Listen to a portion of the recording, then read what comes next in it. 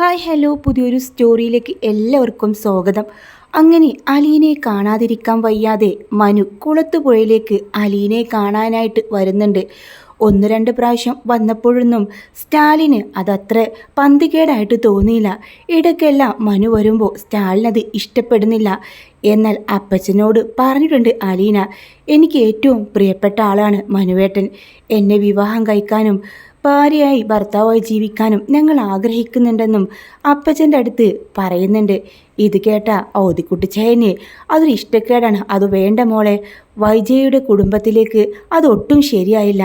ഞാൻ ആരുമല്ലാതിരുന്നപ്പോഴും എന്നെ ഒരുപാട് സ്നേഹിക്കുകയും കെയർ ആളാണ് മനുവേട്ടൻ. എല്ലാവർക്കും എതിർപ്പില്ലെങ്കിൽ എനിക്ക് മനുവേട്ടനെ വിവാഹം കഴിക്കാനാണ് താല്പര്യം അലീന അറിയിക്കുകയും ചെയ്തിരുന്നു. അങ്ങനെ അലീന വീണ് കാലിന് ചെറിയൊരു ചതവ് പറ്റിയപ്പോൾ അവളെ കാണാനായിട്ട് ഓടി വന്നതാണ് മനു. വരുന്ന സമയത്ത് സ്റ്റാലിൻ അവിടെ ഉണ്ടായിരുന്നില്ല. അങ്ങനെ അലീനയോട് സങ്കടം പറയുന്നുണ്ട്. താൻ എന്താ ഞാൻ വിളിച്ചിട്ട് ഫോൺ എടുക്കാത്തത്? തനിക്കിതെന്താ പറ്റിയത്? അയ്യോ, മനുവേട്ടൻ വിളിച്ചിട്ട് ഞാൻ കേട്ടില്ലായിരുന്നു. കേൾക്കാഞ്ഞിട്ടാണോ അതോ മനഃപൂർവ്വം എന്നെ ഒഴിവാക്കാൻ നോക്കാണോ? എന്താ മനുവേട്ട ഇത്? എനിക്ക് അങ്ങനെ മനുവേട്ടനെ ഒഴിവാക്കിയിട്ട് എന്തെങ്കിലും നേടാനുണ്ടോ? ആർക്കറിയാം, ഇപ്പോൾ വലിയ ബന്ധുക്കളും അച്ഛനും തോട്ടം മുതലാളുടെ മകളല്ലേ, അപ്പോൾ എന്നെ ഒഴിവാക്കിയ കൊള്ളാമെന്നൊക്കെ നിനക്കുണ്ടാവും. സങ്കടത്തോടെ അലീന മനുവിൻ്റെ മുഖത്തേക്ക് നോക്കാണ്. ആ സമയത്താണ് സ്റ്റാലിൻ അങ്ങോട്ട് കയറി വരുന്നത്. അലീനയും മനുവും സംസാരിക്കുന്നത് കേൾക്കുന്നുണ്ട്. ഒരിക്കലും തൻ്റെ മകളെ വൈജയുടെ കുടുംബത്തിൽ പറഞ്ഞു വിടില്ല. അവളുടെ സ്റ്റാറ്റസിനനുസരിച്ച് ഒരാളെയും കണ്ടെത്തും. അങ്ങനെ മനുവുമായിട്ട് സ്റ്റാലിൻ സംസാരിക്കാം. നീയും അവളും ഇഷ്ടത്തിലാണെന്ന് എനിക്കറിയാം. പക്ഷേ എൻ്റെ നിലപാട് ഞാൻ തുറന്ന് പറയാം. എനിക്ക് നിന്നെ ഇഷ്ടമല്ല. ആ കുടുംബത്തിലേക്ക് അവളെ പറഞ്ഞുവിടാൻ ഒട്ടും താല്പര്യമില്ല. മനു എന്ന വ്യക്തിയെ എനിക്കിഷ്ടമാണ്. അതും കരുതി എനിക്കിഷ്ടമില്ലാത്തൊരു കുടുംബത്തിലേക്ക് ഞാൻ എന്തിനാ എൻ്റെ മകളെ കല്യാണം കഴിച്ചയക്കുന്നത്? അവളെ തിരക്കി ഇനി ഇവിടെ വരരുത് എന്ന് പറഞ്ഞതുകൊണ്ട് സ്റ്റാലിൻ പറയുമ്പോൾ വളരെ വേദനയോടെയാണ് മനു അവിടെ നിന്ന് പോകുന്നത്. അലീനക്ക് മനസ്സിലായി, പപ്പ എന്തോ കാര്യം മനുവേട്ടനോട് പറഞ്ഞിട്ടുണ്ട്, അതുകൊണ്ടാ അത്രയും വേദനിച്ച് അദ്ദേഹം ഇവിടുന്ന് പോയിട്ടുണ്ടാവുക. അങ്ങനെ സ്റ്റാലിൻ്റെ അരികിലേക്ക് വന്ന് അലീന പറയും, എന്തിനാ പപ്പ മനുവേട്ടനെ വേദനിപ്പിച്ച് വിട്ടത്? അദ്ദേഹത്തിന് കാര്യം പറഞ്ഞാൽ മനസ്സിലാവും. പക്ഷേ നിന്നെ കാണാൻ കൂടെ ഇവിടെ വരുന്നത് എനിക്കിഷ്ടമല്ല. ഞാൻ പറഞ്ഞല്ലോ അലീന, എന്നാലും ഇങ്ങനെ പറയണ്ടായിരുന്നു. അങ്ങനെ 2-3 ദിവസം കഴിഞ്ഞപ്പം അലീനയുടെ കാല് ഏറെക്കുറെ ശരിയായിട്ടോ. അലീന മനുവിനെ വിളിക്കുന്നുണ്ട്. ഫോൺ സ്വിച്ച് ഓഫാണ്. മനുവേട്ടൻ വളരെ സങ്കടപ്പെട്ട ഇവിടുന്ന് പോയത്. എനിക്കറിയാം, എന്നെ പിണങ്ങിയിട്ടായിരിക്കും ഫോൺ സ്വിച്ച് ഓഫ് ആക്കി വെച്ചത്. അങ്ങനെ ബാലചന്ദ്രനെ വിളിക്കാം. അച്ഛാ, എന്താ മോളെ വിശേഷം? നിൻ്റെ കാലൊക്കെ സുഖമായോ? സുഖമായി മനുവേട്ടൻ. മനു നിന്നെ കാണാൻ കുളത്തുപുഴയിലേക്ക് വന്നതിന് ശേഷം ഒരു വിവരമില്ല. ആളങ്ങ് ബാംഗ്ലൂരിലേക്ക് തന്നെ തിരിച്ചു പോയെന്നാ തോന്നുന്നത്. വിളിച്ചിട്ട് കിട്ടുകയില്ല. അതെ, ഞാൻ വിളിച്ചു ഒരുപാട്, പക്ഷെ കിട്ടുന്നില്ല. എന്താ മോളെ അവിടെ വന്നിട്ട് സ്റ്റാലിൻ എന്തെങ്കിലും പറഞ്ഞോ? അതെ, കുറച്ച് വിഷമത്തിലാണ് ഇവിടുന്ന് പോയത്.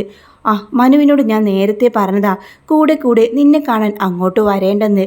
അത് അവനക്ക് ഇഷ്ടപ്പെടില്ലെന്ന കാര്യം. പക്ഷേ അച്ഛാ, മനുവേട്ടനെ കുറിച്ച് ഒന്ന് അന്വേഷിക്കണേ.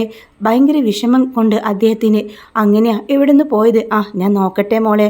അങ്ങനെ മനുവിനെ അന്വേഷിച്ച് ബാലചന്ദ്രൻ പോകുന്നുണ്ട്.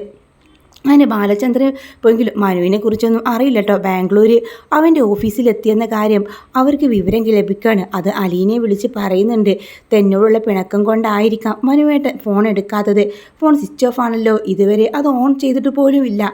അങ്ങനെ അലീന ഓരോന്നോർത്തിങ്ങനെ തൊടിയിൽ നടക്കായിരിക്കും കേട്ടോ. മനുവേട്ടനെ ഓർത്ത് വളരെ വിഷമത്തോടെ ആയിരിക്കും. എന്നെ ഒരു അനാഥയായപ്പോൾ തന്നെ സ്നേഹിച്ച് തുടങ്ങിയതാണ്. താങ്ങും തണലുമായിട്ട് ഇന്നേ വരെ ഏതൊരു അനുഭവത്തിൻ്റെ കൂടെയും എൻ്റെ കൂടെ നിന്ന വ്യക്തിയാണ്. എനിക്കൊരു നല്ല കാലം വരുമ്പോൾ അദ്ദേഹത്തെ തള്ളിക്കളയാൻ പാടില്ല. അങ്ങനെ ഓർത്ത് അലീന നടക്കാട്ടോ. ഈ സമയം സ്റ്റാലിൻ്റെ ഭാര്യയ്ക്കും മക്കൾക്കും അതുപോലെ ഭാര്യയുടെ കുടുംബക്കാർക്കും അലീന എന്നൊരു മകൾ സ്റ്റാലിനുണ്ടെന്ന് അറിഞ്ഞതോടുകൂടെ അങ്ങനെയെങ്കിലും അവളെ ഒഴിവാക്കാനായിട്ട് അവർ പല ശ്രമങ്ങളും നടത്തുന്നുണ്ട്. അങ്ങനെ എൽസമ്മയുടെ ആങ്ങള എൽസമ്മയെ കാണാനായിട്ട് വരാ. എന്താ എൽസമ്മേ?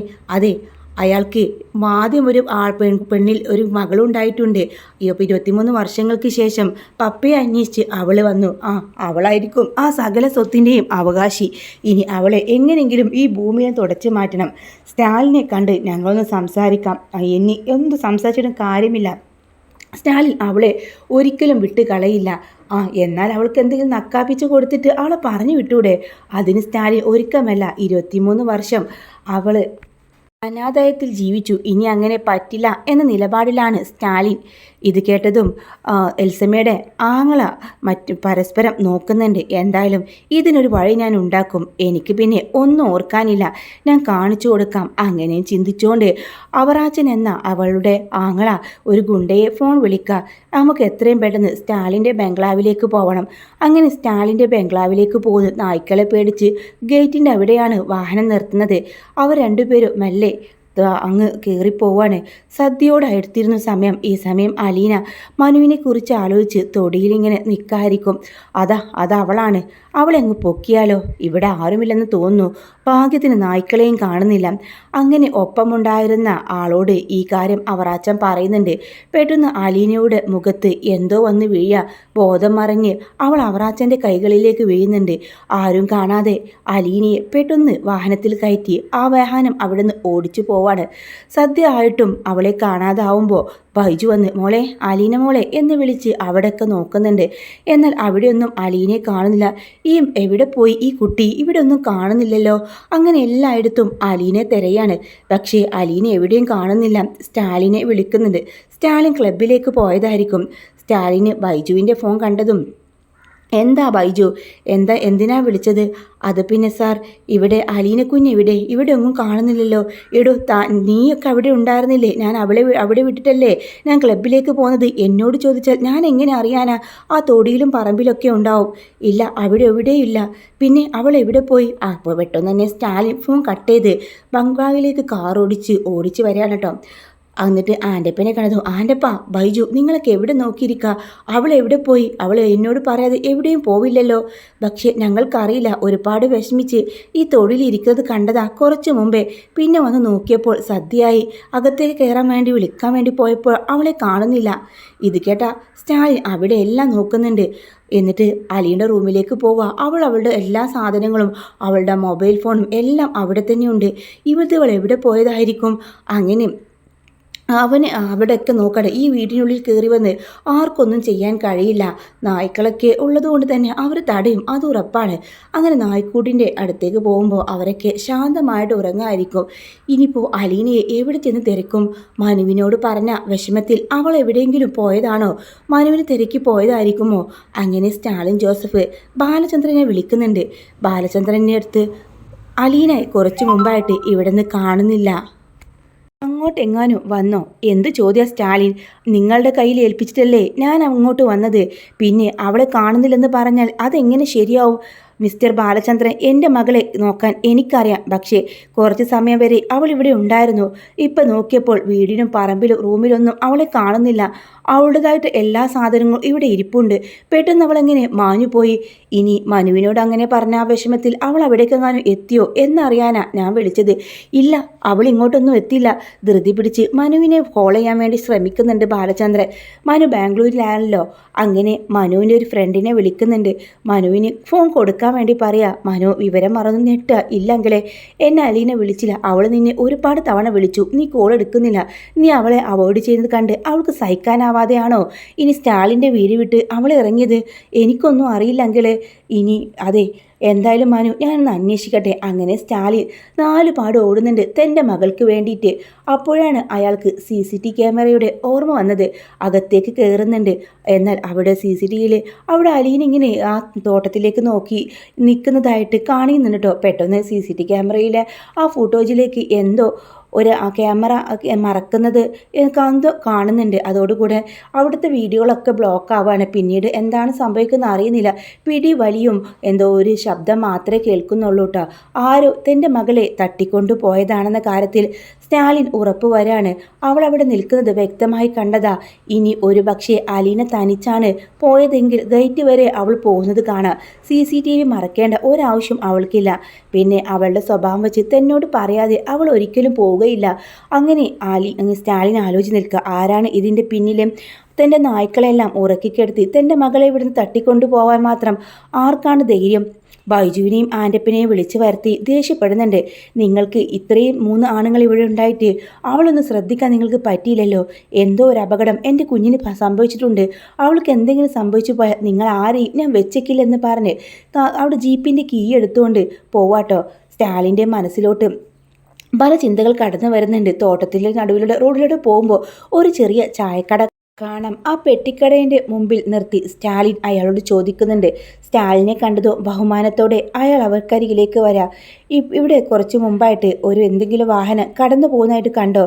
അതെ, ഒരു വാഹനം പോയിരുന്നു. ഒരു ഒമ്നി ആയിരുന്നു. അതിൻ്റെ ഉള്ളിൽ നിന്ന് ആരെയും പുറത്ത് കണ്ടില്ല. എന്താ സാബ് അങ്ങനെ ചോദിച്ചത്?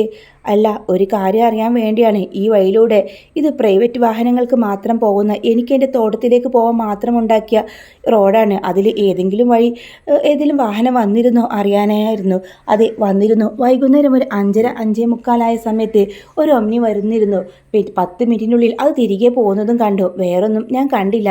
കുറച്ച് പണം അയാൾക്ക് കൊടുത്തതിന് ശേഷം സ്റ്റാലിൻ തൻ്റെ ജീപ്പിൽ കയറിപ്പോയി. അങ്ങനെ അയാളുടെ മനസ്സിൽ അപ്പോൾ റീത്തമ്മയുടെയും എൽസമ്മയുടെയും കാര്യം ഓർമ്മ വരാം. അവർ വെച്ച പണി തന്നെ ആയിരിക്കും തൻ്റെ മകൾ ഇല്ലാതാവുകയും അവരുടെ ആവശ്യമാണ്. ഒരുപാട് തവണ തന്നെ വാണിംഗ് ചെയ്തതാ അവൾ ഇവിടുന്ന് പറഞ്ഞു വിടാൻ എന്തെങ്കിലും നക്കാപ്പിച്ച് കൊടുത്തെന്ന് പറഞ്ഞുകൊണ്ട് 23 വർഷം തൻ്റെ മകൾ അനാഥയായി ജീവിച്ചു. ഇനി ഒരിക്കലും തൻ്റെ മകൾ അനാഥയായി ജീവിക്കാൻ പാടില്ല. സ്റ്റാലിൻ നേരെ പോകുന്നത് അഞ്ജലിയിലെ തൻ്റെ സ്വന്തം വീട്ടിലേക്കാണ്. എൽസമ്മയെ അവിടെ കാണുന്നുണ്ട്. ആ സ്റ്റാലിനെ കണ്ടതും എൽസമ്മയുടെ മുഖം വിളറി വെളുക്കുന്നുണ്ട്. പക്ഷേ ഒന്നും അറിയാത്ത പോലെ സ്റ്റാലിൻ്റെ അടുത്തേക്ക് വരാം. നിങ്ങൾക്ക് ഇപ്പോഴെങ്കിലും വരാൻ തോന്നിയല്ലോ. ഭാര്യയും 3 മക്കളും ഇവിടെയുള്ള കാര്യം നിങ്ങൾ മറന്നുപോയല്ലോ. എവിടെ എൻ്റെ മകൾ അലീന? ഇതിപ്പോൾ നല്ല കൂത്ത്. നിങ്ങളുടെ മകൾ അലീന നിങ്ങളുടെ കൂടെയല്ലേ? അവൾ എത്രയോ തവണ ഒഴിവാക്കാൻ പറഞ്ഞിട്ടും നിങ്ങൾക്കത് പറ്റുന്നില്ലല്ലോ. പക്ഷേ ഇപ്പോൾ നിന്നോടാ എനിക്ക് ചോദിക്കാനുള്ളത്. എവിടെ എൻ്റെ മകൾ അലീന എന്ന് പറയുന്നുണ്ട്. അപ്പോഴേക്കും എൽസമ്മയുടെ ചേട്ടത്തി റീത്തമ്മ അങ്ങോട്ട് വരുന്നുണ്ട്. എടാ, നിൻ്റെ മകൾ ഇവിടെയാണോ? അല്ലല്ലോ, നിൻ്റെ കൂടെ അങ്ങ് ബാംഗ്ലാവിലല്ലേ താമസിക്കുന്നത്? അവിടെ പോയി അന്വേഷിക്ക്. അല്ല, നിങ്ങളെല്ലാവരും നടത്തുന്ന നാടകമാണെന്ന് എനിക്കറിയാം. അവറാച്ചൻ്റെ ഒമ്നിവാന് കുറച്ച് മുമ്പേ തൻ്റെ തോട്ടത്തിൽ റോഡിലൂടെ പോകുന്നത് കണ്ടവരുണ്ട്. അവൾക്ക് എന്തെങ്കിലും സംഭവിച്ചാൽ ഒരൊറ്റ എണ്ണത്തിനെ ഞാൻ വെറുതെ വിടില്ല. ഈ സ്റ്റാലിൻ ജോസഫ് ആരാണെന്ന് നിങ്ങൾക്ക് മനസ്സിലാവും. അങ്ങനെ സ്റ്റാലിൻ അവറാച്ചൻ്റെ കെട്ടിടങ്ങളിലും പഴയ ഡബ്ബർ തോട്ടങ്ങളിലേക്കും പോകുന്നുണ്ട്. അവിടെ ഒരു കെട്ടിടത്തിനുള്ളിൽ അലീനെ കെട്ടിയിട്ടിട്ടുണ്ടാവും. അലീനയ്ക്ക് ബോധം പോലും വന്നിട്ടുണ്ടാവില്ല. അവളുടെ ചുണ്ടുകളിൽ സംസാരിക്കാതിരിക്കാൻ പ്ലാസ്റ്റർ ഒട്ടിച്ചു വെച്ചിട്ടുണ്ട്. കുറച്ച് സമയം കഴിയുമ്പോൾ അലീനയുടെ കണ്ണുകൾ തുറക്കുന്നുണ്ട്. താനൊരു കെട്ടിടത്തിലാണെന്ന കാര്യം അവൾക്ക് മനസ്സിലാവുന്നുണ്ട്. ഭയത്തോടെ അവൾ ചുറ്റുപാടും നോക്കുക. തനിക്ക് എവിടെ പോയാലും ശത്രുക്കളാണല്ലോ. താൻ എന്ത് തെറ്റ് ചെയ്തു എന്നോർത്ത് അവൾ വിങ്ങിക്കറിയുക. തൻ്റെ കൈകാലുകൾ ബന്ധിച്ചതെന്നും തൻ്റെ ശബ്ദം പുറത്തേക്ക് വിടാൻ പറ്റില്ലെന്ന കാര്യവും അലീന മനസ്സിലാക്കുന്നുണ്ട്. കുറച്ച് സമയം കഴിഞ്ഞപ്പോൾ ഒരാൾ അകത്തേക്ക് വരികയാണ്. അയാളുടെ കയ്യിലും മദ്യക്കുപ്പികൾ ഉണ്ടായിരുന്നു. അലീനെ നോക്കി പറയണം, എണീറ്റോ? നിനക്ക് വിശക്കുന്നുണ്ടോ? എന്തെങ്കിലും കഴിക്കാൻ വേണോ? എന്തായാലും അവറാച്ചൻ നിന്നെ വിഷമിപ്പിക്കരുതെന്ന് പറഞ്ഞിട്ടുണ്ട്. അതുകൊണ്ട് മാത്രം വെറുതെ വിടാണ്. അലീന വീറോടെ തൻ്റെ കൈകളിലെ കെട്ടുകൾ അയക്കാൻ നോക്കുകയും ദേഷ്യത്തിൽ അവൻ്റെ നേരെ മുരളുകയും ചെയ്യാണ്. അപ്പോൾ വായിലെ ആ പ്ലാസ്റ്റർ അയാളങ്ങ് ഊരി മാറ്റുന്നുണ്ട് കേട്ടോ. എന്താടി, നിനക്കെന്താ ഇത്ര ശൗര്യം എന്ന് ചോദിക്കുക. ആ സമയം അലീന പറയും, എന്തിനാ നിങ്ങൾ എന്നെ ഇങ്ങോട്ട് കൊണ്ടുവന്നത്? ഞാൻ നിങ്ങൾക്കാർക്കും ഒരു ഉപദ്രവം ചെയ്തിട്ടില്ലല്ലോ. പക്ഷേ എന്ത് ചെയ്യാനാ കൊച്ചേ, നീ ഞങ്ങൾക്ക് യാതൊരു ഉപദ്രവവും ചെയ്തിട്ടില്ല. പക്ഷേ ഞങ്ങളുടെ മുതലാളി അവറാച്ചൻ ഒരു കാര്യം പറഞ്ഞാൽ ഞങ്ങൾക്ക് ചെയ്യാതിരിക്കാൻ പറ്റുമോ? സ്റ്റാലിൻ ജോസഫിൻ്റെ മകളായി നീ പെട്ടെന്നൊരു ദിവസം ആ ബംഗ്ലാവിലേക്ക് കയറി വന്നാൽ അയാൾക്ക് നഷ്ടപ്പെടാൻ പോകുന്നത് കോടിക്കണക്കിനുള്ള സ്വത്തുക്കളാണ്. അയാളുടെ പെങ്ങളുടെ മക്കൾ അനുഭവിക്കേണ്ടത് ഒറ്റയടിക്ക് നീ അങ്ങ് എടുക്കല്ലേ? അതിൻ്റെ ഒരു ശൗര്യം അയാൾക്ക് കാണാതിരിക്കില്ല. ഇത് കേട്ട അലീനയ്ക്ക് കാര്യങ്ങൾ മനസ്സിലായി. നിന്നെ ഇവിടെ വെച്ച് തീർത്ത് ഈ ഡബ്ബറിന് വളമാക്കാനാ അങ്ങേര് പറഞ്ഞത്. എന്തായാലും ഇന്ന് ദിവസം നീ ജീവനോടെ ഇരിക്ക്. നമുക്ക് നാളെ നോക്കാം. അവറാച്ചൻ ഇങ്ങോട്ട് വരുന്നതിന് മുമ്പേ തന്നെ നിന്നെ പണി കഴിപ്പിക്കണം എന്നും പറഞ്ഞുകൊണ്ട് തന്നെ പോവാട്ടോ. ആ സമയം അലീന ചേട്ടാ എന്ന് വിളിക്കാണ്. ആ ചേട്ടാ എന്ന വിളിയിൽ അദ്ദേഹത്തിന് വല്ലാതൊരു ഇമോഷണൽ തോന്നാട്ടോ. അദ്ദേഹത്തിൻ്റെ ഒരു ചെറിയൊരു പെങ്ങളുണ്ടാവും. ഇതേ ഒരു പ്രായത്തിലുള്ളവ. അവൾ കുറച്ച് ദിവസം മുമ്പേ മരിച്ചു പോയിട്ടുണ്ടാവും. പെട്ടെന്ന് അലീനയെ നോക്കുന്നുണ്ട്. ചേട്ടാ, എന്നെ ഉപദ്രവിക്കരുത്, എന്നെ വെറുതെ വിടൂ. അവർ നിങ്ങൾക്ക് പണം തന്നിട്ടുണ്ടെങ്കിൽ എൻ്റെ അച്ഛൻ അതിനേക്കാളേറെ പണം നിങ്ങൾക്ക് തരും എന്ന് പറയാണ്. പക്ഷേ എനിക്ക് പണമൊന്നും വേണ്ട. നീ ചേട്ടാ എന്ന് വിളിച്ചപ്പോൾ എനിക്കും ഇതേ പ്രായത്തിലൊരു പെങ്ങളുണ്ടായിരുന്നു. അവളുടെ ഓപ്പറേഷത്തിന് വേണ്ടി ഞാൻ ഒരുപാട് പേരുടെ കൈയും കാലും പിടിച്ചു. ആരും സഹായിച്ചില്ല. പിന്നീട് ഞാൻ ഇതുപോലെ കൊട്ടേഷൻ ചെയ്ത് പണം സമ്പാദിച്ച് വന്നപ്പോഴേക്കും അവൾ ഈ ലോകത്തു നിന്ന് പോവുകയും ചെയ്തു. ഇപ്പോൾ നീ ചേട്ടാന്ന് വിളിച്ചപ്പോൾ എൻ്റെ കുഞ്ഞു പെങ്ങളുടെ ശബ്ദം പോലെ എനിക്ക് തോന്നി. അതെ ചേട്ടാ, ഞാൻ ഒരു അനാഥയാ. 23 വർഷം ഒരു അനാഥയായിട്ടാണ് ജീവിച്ചത്. ആർക്കും ഒരു ദ്രോഹം ചെയ്തില്ല. 23 വർഷങ്ങൾക്ക് ശേഷം തൻ്റെ അച്ഛനും അമ്മയും ആരാണെന്ന കാര്യം എനിക്ക് മനസ്സിലാകുന്നത്. അവരെ തേടി വന്നപ്പോൾ എനിക്ക് ഈ ദുരന്തമാണ്. ഒരു അനാഥയുടെ വേദന മനസ്സിലാക്കണം. അദ്ദേഹം കണ്ണു നിറഞ്ഞുകൊണ്ട് തന്നെ അലീനയുടെ കെട്ടുകൾ അഴിക്കുന്നുണ്ട്. മോള്, നീ ആരെ വേണമെങ്കിലും വിളിച്ചോ എന്ന് പറഞ്ഞ് ഫോൺ കൊടുക്കുക. സ്റ്റാലിൻ്റെ ഫോണിലേക്ക് അലീന വിളിക്കുന്നുണ്ട്. പപ്പ എന്ന ശബ്ദം കേട്ടതും സ്റ്റാലിൻ, മോളെ നീ എവിടെയാന്ന് പറ മോളെ എന്ന് ടെൻഷനോടെ പറയുന്നുണ്ട്. ആ സമയം അവൾ എല്ലാ കാര്യങ്ങളും വിശദീകരിച്ച് പറയും. ഞാൻ ഇതപ്പം എത്തി എന്ന് പറയാട്ടോ. അലീനയും കൊണ്ട് അയാൾ ഓമ്നിയിൽ കയറിക്കൊണ്ട് സ്റ്റാലിൻ പറഞ്ഞ സ്ഥലത്തേക്ക് പോകുന്നുണ്ട്. ഈ സമയം ബാലചന്ദ്രനാണെങ്കിൽ മനുവും ടെൻഷനോട് നിൽക്കാട്ടോ. അലീനെ കാണാത്തതിനെക്കുറിച്ച് സ്റ്റാലിൻ പിന്നെ ഒരു വിവരവും പറഞ്ഞില്ല. സ്റ്റാലിൻ്റെ ഫോണിലേക്ക് വിളിച്ചുകൊണ്ടിരിക്കുകയാണ്. ഒടുവിൽ സ്റ്റാലിൻ ഫോൺ അറ്റൻഡ് ചെയ്യുന്നുണ്ട്. പേടിക്കേണ്ട, അലീന എവിടെയാണെന്ന് എനിക്ക് മനസ്സിലായി. അവളെ ആരാണ് കൊണ്ടുപോയതെന്നും എനിക്ക് മനസ്സിലായിട്ടുണ്ട്. അവൾ എവിടെയുള്ളിടത്തേക്ക് ഞാൻ പോവുകയാണ്. അവൾക്ക് ആപത്തൊന്നും ഒരാപത്തും അവൾക്ക് വന്നിട്ടില്ല. അവൾ സേഫാണ്. മനുവും ഇത് കേട്ടതും വലിയ ആശ്വാസമാവാട്ടോ. അങ്ങനെ അലീനയുമായിട്ട് ഒബനിവാനിൽ വന്ന ആ ഒരു കൊട്ടേഷൻ ഗുണ്ട ഇയാൾക്ക് ഏൽപ്പിക്കുന്നുണ്ട്. ഇത് ആരുടെ കൊട്ടേഷനാടാ? അവറാച്ചനെന്ന് അയാൾ തലകുനിച്ച് പറയാണ്. എന്തായാലും അവനെ ഞാൻ കണ്ടോളാം. എൻ്റെ മോളെ സേഫായി എൻ്റെ കൈകളിൽ തന്നതിന് നിനക്ക് ഞാൻ എന്തായാലും നിന്നെ ഞാൻ വെറും കൈയോടെ പറഞ്ഞു വിടില്ല. അലീന പറയും, നല്ല ചേട്ടനാണ്. അദ്ദേഹത്തിൻ്റെ നല്ല മനസ്സുകൊണ്ട് പപ്പ ഞാൻ ഇവിടെ ഇപ്പോൾ പപ്പയുടെ മുമ്പിൽ, അല്ലെങ്കിൽ നാളെ അവരെല്ലാവരും കൂടെ എന്നെ മോള് വിഷമിക്കേണ്ട, ഇവനെ ഞാൻ കാണുന്ന രീതിയിൽ കണ്ടോളാം. നീ എൻ്റെ ബംഗ്ലാവിലേക്ക് വരണം നാളെ എന്ന് പറഞ്ഞോട് തന്നെ അവിടെ നിന്ന് അലീനയും കൊണ്ട് പോവാട്ടോ. നേരെ അവറാച്ചൻ്റെ വീട്ടിലേക്കാണ് പോകുന്നത്. സ്റ്റാലിൻ്റെ കയ്യിൽ തോക്കുണ്ടായിരുന്നു. അവറാച്ചനെ അവിടെ വെച്ച് കവിളിലടുക്കുകയും തൻ്റെ തോക്കുമുന്നിൽ ചൂണ്ടി സ്റ്റാലിൻ അയാൾക്ക് നല്ല ഡയലോഗ് കൊടുക്കുകയും ചെയ്യുന്നുണ്ട്. എൻ്റെ ഭാര്യയുടെയും മക്കളുടെയും ബന്ധുവായതുകൊണ്ട് മാത്രമാണ് ഇപ്പം ഞാൻ വെറുതെ വിട്ടത്. പക്ഷേ ഇനി എൻ്റെ കുടുംബത്തിന് നേരെ നീ കളിച്ചാൽ നിന്നെ ഞാൻ വെറുതെ വിടില്ല എന്ന് പറയാട്ടോ. അങ്ങനെ അലീനയ്ക്ക് ഓരോ ദുരിതാനുഭവങ്ങൾ ഉണ്ടെങ്കിലും അവരെല്ലാം അലീനയെ പഴയ പോലെ സ്നേഹിക്കുന്ന ഒരു എപ്പിസോഡൊക്കെ നമുക്ക് കാണാൻ വേണ്ടി കഴിയും. അപ്പോൾ നിങ്ങൾക്കൊരു വീഡിയോ ഇഷ്ടമാണെങ്കിൽ ലൈക്ക് ചെയ്യാനും ചാനൽ സബ്സ്ക്രൈബ് ചെയ്ത് സപ്പോർട്ട് ചെയ്യാനും മറക്കല്ലേ.